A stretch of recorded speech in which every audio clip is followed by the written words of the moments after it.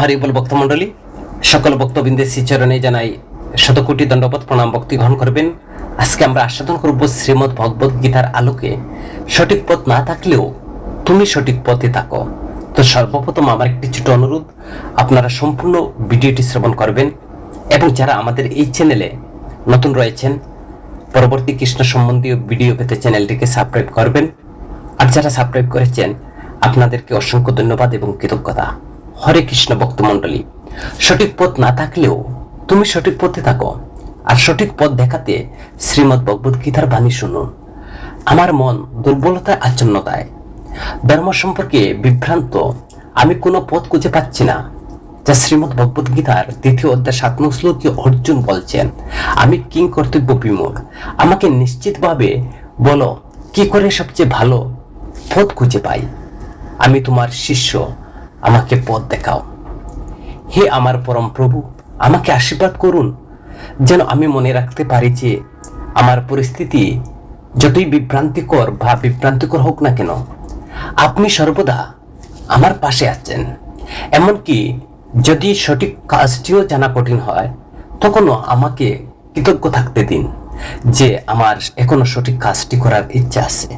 হে পরম প্রভু, আমাকে এও আশীর্বাদ করুন যাতে আমি এমন পরিস্থিতিতে আপনার আশীর্বাদ দেখতে পাই যেখানে আমি কোনো আশীর্বাদ দেখতে পাই না। এমনকি যখন জীবন আমাকে বিভ্রান্ত করে, আমাকে এমন দ্বিধায় ঢেলে দেয় যেখানে কোনো উপায় সঠিক বলে মনে হয় না, তখন আমাকে মনে রাখতে দিন যে আমার জন্য একটি সঠিক পথ রয়ে গেছে যা পৃথিবীর কোনো কিছু আমার কাছ থেকে কেড়ে নিতে পারবে না।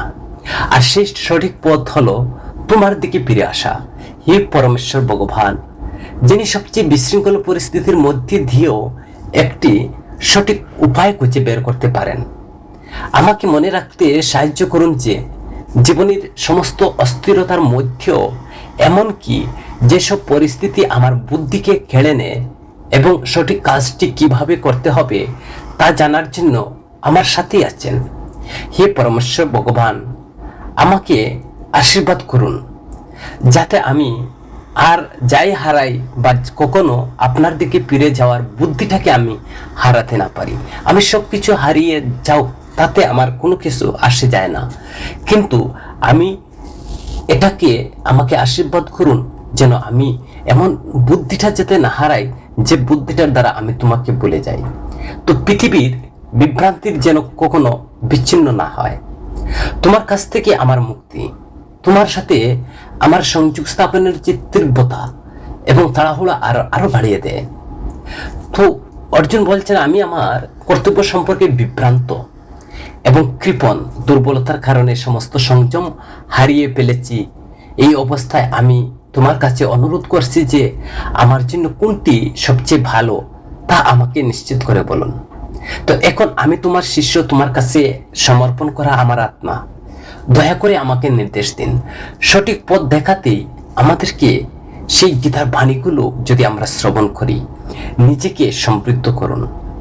অর্জুন তিনি একজন ইন্দ্রজয়ী জিতেন্দ্রীয় ছিলেন, তিনিও বিভ্রান্ত হয়ে পড়েছিলেন। এমনকি কিছুক্ষণ পূর্বে তিনি যখন যুদ্ধ করবে রণসজ্জায় সজ্জিত হয়ে তিনি কুরুক্ষেত্রের মাঠে এসেছিলেন, তার পূর্বে তো তিনি ভাবছিলেন না তার যে এমন পরিস্থিতি হবে, তিনি কোনো পথ খুঁজে পাচ্ছেন না। তদ্রূপ অর্জুনের মতো আমাদের জীবনও সেই রকম।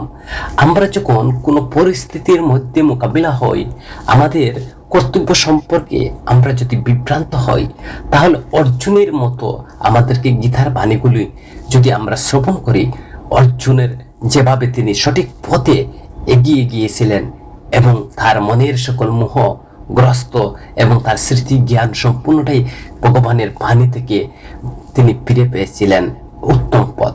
সঠিক পথ দেখাতে গীতার এই বাণী যদি আমরা নিজেকে সমৃদ্ধ করতে পারি, শ্রীমদ্ ভগবদ গীতা এমন কিছু বাণী রয়েছে যা ব্যক্তিকে জীবন পথ চলা সাহায্য করতে পারে। সঠিক পন্থা নির্বাচন করে শুরু করে ধর্ম ও কর্মের পথে হাঁটা বার্তা দিয়েছে এই গ্রন্থ। শ্রীমদ্ ভগবদ গীতার কতগুলো যে ইম্পর্টেন্ট গুরুত্বপূর্ণ যে শ্লোক, আমরা সেই বিষয় নিয়ে আমরা আজকে আলোচনা করব। কোনো ব্যক্তির জন্ম থেকে নয়, বরং নিজ কর্ম থেকে সে মহান হয়। খারাপ কাজ বড় হোক বা ছোট হোক সবসময় ধ্বংসের কারণ হয়। কারণ নৌকার ছিদ্র ছোট্ট হোক বা বড় হোক, নৌকা তো ডুববেই যদি ছিদ্র হয়। যা হবার আছে বা যা হওয়ার হবে তাই তো হবে, আর যা হবার নয় তা কখনো হবে না। যারা এইসব বিষয়ে নিশ্চিন্ত তারা কখনো দুশ্চিন্তায় ভোগে না। এটা ভগবানের বাণী যে যা হবার হচ্ছে, যা হওয়ার নয় তা কখনো হবে না। তো এটার উপরে আমার বিষয়টাকে আমি নিশ্চিত করতে পারি। তাহলে দেখবেন আপনার জীবনে কোথায় কোনো দুশ্চিন্তায় আপনি পড়ছেন, তো আপনাকে দুশ্চিন্তায় আপনাকে ভোগাবে না। ভালো কাজ করা সত্ত্বেও দেখবেন লোকে শুধুমাত্র তোমার খারাপ দিকটা মনে রাখবে। আপনি যদি 1000টা ভালো কাজ করেন, তারপরেও যদি আপনি একটি খারাপ কাজ করে ফেলেন, তাহলে দেখবেন লোকে আপনার সেই ভালো কাজের কথা ভুলে গিয়ে আপনার খারাপ দিকটাকে আপনার সামনে সবসময় প্রকাশ করছে, সবাই আলোচনা করছে। ভালো কাজ করা সত্ত্বেও শুধু তোমার যে খারাপ দিকে মন রাখবে, তাই লোকে কি বলছে বা লোকে আমাকে নিয়ে কি ভাবছে সেই দিকে আপনি কান দিবেন না। নিজের কাজ নিজে করিয়ে যান। এমন 3টি পথ রয়েছে যা আত্মাকে পতনের দিকে নিয়ে যায়। এগুলো হলো কাম, ক্রোধ, লোভ। এই 3টিকে শ্রীমদ্ ভগবদ গীতায় ভগবান শ্রীকৃষ্ণ তিনি বলছেন এই 3টি হচ্ছে নরকের দরজা। তো এই 3টি আমার আত্মাকে অধপতনের দিকে নিয়ে যায়, যা আমাদেরকে 84 লক্ষ জুনি ভ্রমণ করায়। ভব সংসারে তারা আমাদেরকে নিক্ষেপ করে। এদেরকে ত্যাগ করাই সর্বোত্তম। অভ্যাসের দ্বারা সমস্ত কিছু নিয়ন্ত্রণ করা যায়। তো আসল ধর্ম হলো যে বিষয়কে ব্যক্তি নিজের জন্য ভালো বুঝে না, তা অন্যের জন্য ব্যবহার করা উচিত নয়। অধিক আনন্দ ও চরম কষ্টের সময় কোনো সিদ্ধান্ত গ্রহণ করা উচিত নয়, কারণ এই দুই পরিস্থিতি সঠিক সিদ্ধান্ত নিতে দেয় না। তো যে কোনো ব্যক্তি নিজের বিশ্বাস অনুযায়ী নিজেকে গড়ে তোলে। সে যেমন বিশ্বাস করে সে অনুযায়ী নিজেকে তৈরি করে।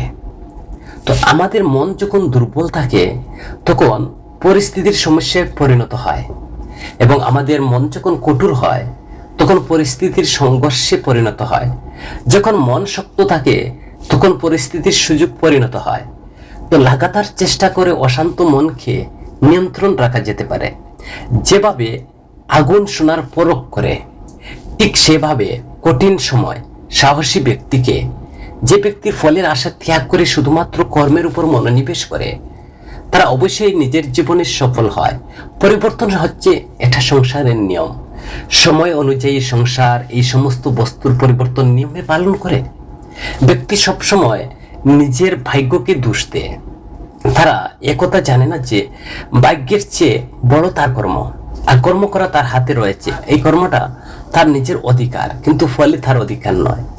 যে ব্যক্তি নিজের সমস্ত ভৌতিক ইচ্ছা পরিত্যাগ করে দিয়েছেন এবং ইন্দ্রিয় তৃপ্তির লালসা, আধিপত্যের ইচ্ছা ও অহংকার থেকে মুক্ত হয়েছেন, তারা পূর্ণতা লাভ করতে পারেন। আত্মা অজন্মা, নিত্য, শাশ্বত, পুরাতন। শরীরের মৃত্যু হলে তার মৃত্যু হয় না।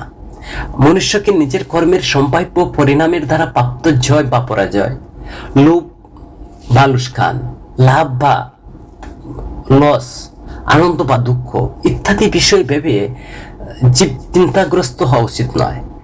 কর্ম করো, ফলের চিন্তা করো না। নিজে ভগবানের প্রতি সমর্পিত করে দিন। এটি সবচেয়ে বড় আশ্রয়।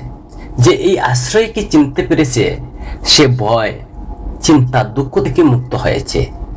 যখন মূর্ত ধর্মের পতন বা অধর্মের বৃদ্ধি হবে, তখন ভগবান বলছেন আমি পৃথিবীতে অবতীর্ণ হই। তো যে ব্যক্তি নিজের মৃত্যুর সময় আমাকে স্মরণ করে প্রাণ ত্যাগ করে, যে আমার ধাম লাভ করে, এতে কোনো সন্দেহ বা সংশয় নেই। অভিমান হওয়া উচিত। অভিমান নয় উচিত এমন নয় যে আমার কারো প্রয়োজন নেই। অভিমান এমন হওয়া উচিত নয় যে আমার কার কাছে যাওয়ার দরকার নেই। আর এই ভ্রমে থাকা উচিত নয় যে যে সকল আমার প্রয়োজন পড়বে। তো জীবনকে শান্ত ও নিয়মবদ্ধ, অর্থপূর্ণ বা পরিপূর্ণ করতে চান, শ্রীমদ্ ভগবদ গীতার মূল শিক্ষা আমাদের প্রতিদিন জীবন ধারণের জন্য দারুণভাবে কাজ করে। কর্মের মনোযোগ ফলে নয়, নিজের কর্তব্য কর্ম পূর্ণ নিষ্ঠা সম্পূর্ণ মনোযোগ দিয়ে করুন, কিন্তু ফল নিয়ে দুশ্চিন্তাগ্রস্ত কখনো হবে না। এতে আপনার কি হবে? মানসিক চাপও কমবে। প্রতিদিন অন্ততপক্ষে 10 থেকে 15 মিনিট গীতার বাণী শুনুন। গীতার কথামৃত ভাব আপনার হৃদয়ে কর্ণগোফরে পান করুন এবং ভগবদ গীতার পাঠ করুন। ভাব শ্রবণ আপনার আত্মিক এবং আধ্যাত্মিকভাবে শক্তিশালী করে তুলুন। হরে কৃষ্ণ মহামন্ত্র জপ করুন। মন শান্ত রাখতে, ভক্তি বাড়াতে এবং সর্বোপরি অনাবিল শান্তি অনুভব করতে প্রতিদিন কমপক্ষে মালা জপ করুন। মালা জপ করলে খুবই উপকারী। সমস্ত ভাব রাখুন, সুখ দুঃখ জয় পরাজয়, সম্মান অসম্মানে নিজেকে স্থির রাখুন। গীতা আমাদেরকে শেখায় সমস্ত যুগ উচ্চতে নিজের প্রকৃতির গুণ বুঝুন। রাগ আলস্য অহংকার কমিয়ে সৎ বা সৎগুণের জীবন গড়ুন। ত্রিগুণের স্বরূপে অনুভব করতে ত্রিগুণাতীত পরমেশ্বর ভগবান শ্রীকৃষ্ণের শরণাগত হন। অন্তত পক্ষে দিন শেষে 5 মিনিট তোমার নিজের আত্মপর্যালোচনা করুন। আমি আজ কি শিখলাম, কোথায় উন্নতির দরকার, এইভাবে নিজেকে প্রতিনিয়ত গড়তে থাকুন। আত্মপর্যালোচনা আত্মশুদ্ধির পথে প্রথম ধাপ। আসলে শ্রীকৃষ্ণের কাছে পূর্ণাঙ্গ আত্মসমর্পণ আমাদের প্রতিনিয়ত একজন মানুষ হিসেবে পরিপূর্ণ করে তোলে এবং এই পথে শ্রীমদ্ ভগবদ গীতা, যা স্বয়ং ভগবানের মুখশ্রিত বাণী, আমাদের সর্বোচ্চ পাতেয় এই শিক্ষা জীবনের ঠিক বিষের মতো বা খাস করে গীতা সাবধান করেছেন যে পরমেশ্বর ভগবান শ্রীকৃষ্ণ মহাভারতের যে একটি অংশ হলো গীতা। ধর্মীয় বিশ্বাস অনুসারে গীতার স্বয়ং ভগবান শ্রীকৃষ্ণের মুখশ্রিত বাণী। গীতাকে সর্বশ্রেষ্ঠ বলে মনে করা হয়। গীতায় জীবনের নানা দিক সম্পর্কে অমূল্য পরামর্শ এবং উপদেশ দিয়েছেন পরমেশ্বর ভগবান শ্রীকৃষ্ণ। আর শ্রীকৃষ্ণের জীবনের অমূল্য শিক্ষা আমরা পেতে পারি শ্রীমদ্ ভগবদ গীতা থেকে। মহাভারতের কুরুক্ষেত্রের যুদ্ধ শুরুর ঠিক আগে সংশয়াবিষ্ট অর্জুন গীতার জ্ঞান দান করেছিলেন পরমেশ্বর ভগবান শ্রীকৃষ্ণ। নিজের আত্মিক পরিজনদের উপর কিভাবে অস্ত্র চালনা করবেন তা ভেবে যুদ্ধ না করার সিদ্ধান্ত নিয়েছিলেন অর্জুন। তখন প্রিয় সখা অর্জুনকে ধর্মকর্ম ও প্রেমের সঠিক শিক্ষা দান করেছিলেন পরমেশ্বর ভগবান শ্রীকৃষ্ণ। আজও এত বছর পরেও আমাদের জীবনের সকল সমস্যার সমাধান আছে এই শ্রীমদ্ ভগবদ গীতায়। আমাদের মনের প্রশ্ন উত্তর আছে শ্রীমদ্ ভগবদ গীতার 18টি অধ্যায়ের মধ্যে 67টি শ্লোক।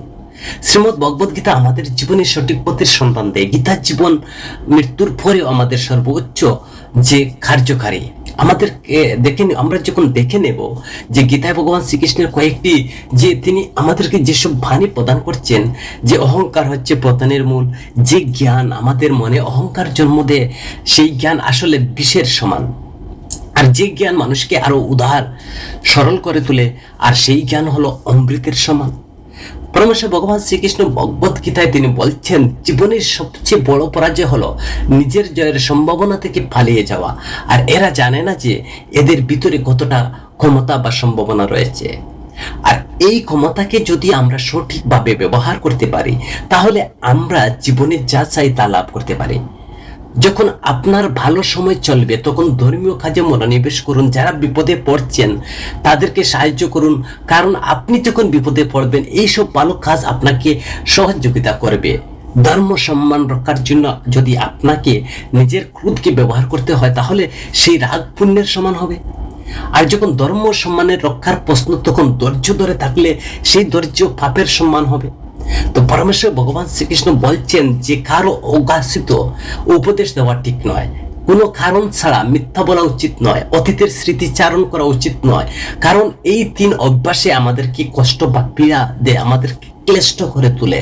গীতা অনুসারে আমাদের অবশ্যই ভালোর সঙ্গে ভালো করা উচিত, কিন্তু খারাপের সঙ্গে খারাপ করা উচিত নয়। কারণ হিরে দিয়ে হিরে কাটা যায়, কিন্তু খাদা দিয়ে খাদা পরিষ্কার করা যায় না। শ্রীকৃষ্ণ বলছেন যে আমাদের কাজ হলো যে সেই শস্য যা আমরা ভালো ফসলের জন্য রূপান্তর করতে পারি, ভালো কাজের জন্য আমরা যা ব্যবহার করতে পারি। আমাদের জীবনে যে ভালো কাজ করলে, খারাপ কাজ করলে খারাপ ফল পেতে হয়। শ্রীমদ্ ভগবদ গীতার সমস্ত বৌদ্ধিক শাস্ত্রে জ্ঞান সার সম্মিলিত এবং সুপ্রাচীন সংস্কৃত ধর্মগ্রন্থ। পরমেশ্বর ভগবান শ্রীকৃষ্ণ বলেন, যেমন মেঘপুঞ্জ যেমন শক্তিশালী বায়ুর প্রভাবে জানে না যে ঠিক তেমনি জড় চেতনায় আচ্ছন্ন ব্যক্তিরা কালের অসীম বিক্রমকে তারা জানতে পারে না। তো সদা সর্বদা বৌদ্ধিক শাস্ত্র অনুসারে শ্রীকৃষ্ণ হচ্ছেন পরমেশ্বর ভগবান। আমরা তার কুদরাতি ক্ষুদ্র সনাতন ভিন্ন অংশ। আমি চিন্ময় আত্মা, এবং আমাদের সর্বদা উচিত আমরা ভগবান শ্রীকৃষ্ণের উপাসনা করা এবং তার সান্নিধ্যে লাভ করা। জীব ভগবান বলছেন আমারই অংশ, আমার অবিনাশী অংশ, কিন্তু প্রকৃতিস্থিত হয়ে প্রকৃতির সাথে আমরা যে তদাত্মার কারণে একটি শরীর ধারণ হয়, আর চতুর্বিংশতি তত্ত্বের আবদ্ধ হয়ে সে সংসার চক্রে পুনঃ পুনঃ আবর্তন করছে, 84 লক্ষ জনিতে সে গমন করছে। হরে কৃষ্ণ ভক্তমণ্ডলী, তো আমাদের সঠিক পথ হচ্ছে ভগবদ গীতার এবং পথে চলা। হরে কৃষ্ণ।